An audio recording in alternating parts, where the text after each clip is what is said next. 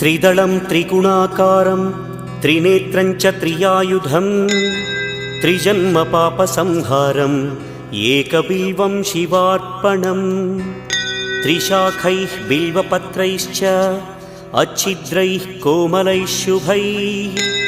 तव पूजां करिष्यामि एकबिल्वं शिवार्पणम् कोटिकन्या महादानं तिलपर्वतकोटयः काञ्चनं शैलदानेन एकबिल्वं शिवार्पणम् काशीक्षेत्रनिवासं च कालभैरवदर्शनं प्रयागे माधवं दृष्ट्वा एकबिल्वं शिवार्पणम् इन्दुवारे व्रतं स्थित्वा निराहारो महेश्वर नक्तं हौष्यामि देवेश एकबिल्वं